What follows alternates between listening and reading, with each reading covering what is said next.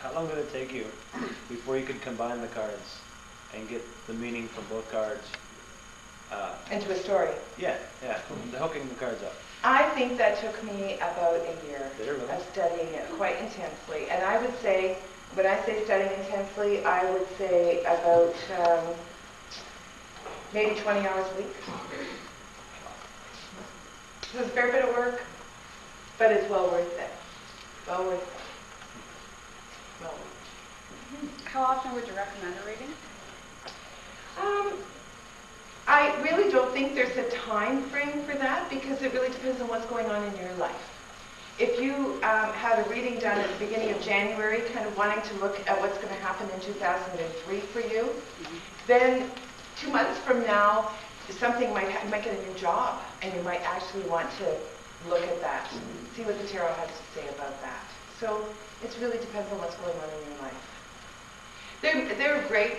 Some people hire me to do showers, baby showers, wedding showers, you know, all that kind of thing, because it's a transitional time in somebody's life, and they want to have the bride-to-be or the mother-to-be to have a tarot reading, and maybe some of the other women who are involved and in her process and her changes, and that's one fun way to do it. I've done a number of events like that. Graduation parties is another one. Divorce party. Did you predict it? No. That's something, eh? Predicting it and then going to the people. I'll make some cash on that. That is good. One more question. What are things that people should expect from a professional card reader, other than the ethics that you mentioned? I think you started along that vein, but I wasn't sure if there were specific points you were going to mention, like look for this in a card reader, and you'll know that you're going to get a good reading or a professional reading. Or Let me just put this up here. This is called the Canadian Tarot. This is from the Canadian Tarot Network. And this is the client Bill of Rights. Let's just get this up here a bit. So this is what a client should be able to expect from a tarot reader, from a professional tarot reader. You always, as a client, have the right to exercise your own free will and make your own choices. You alone have the right to decide if and when you want a tarot reading. You have the right to a useful and supportive tarot reading experience. You are entitled to the full attention of your reader. You are entitled to ask questions during the reading to gain further clarification. You are entitled to full and complete answers to the question covered in your reading. Your tarot reading is private and confidential, and you should be able to expect that, certainly. Your reading is a complete service in itself.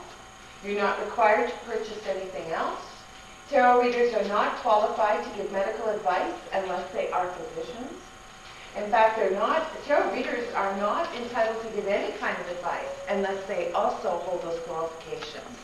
So I cannot say that I'm a travel consultant if I'm not qualified as a travel agent. Although many people come to me as a reader wanting to know how their trip will be, I'm still not a travel consultant. Tarot readers are not also qualified to give financial advice unless they're qualified financial advisors. Tarot readers are not qualified to give legal advice unless they're attorneys. Tarot readers are not qualified to predict the future. Tarot readers are not qualified to make your decisions for you. So that's the client bill of rights that CTN sends out to all their members. And membership, by the way, with the CTN is very reasonable, $30 a year. And with that $30 a year, you get a newsletter, you get discounts to conferences, and you have an online newspaper, you also a newsletter, and you also have hard copy as well. And it also entitles you to a mentor. So if you're studying the tarot and you want to work with a mentor, CTN will assign you one. So they are a very good organization.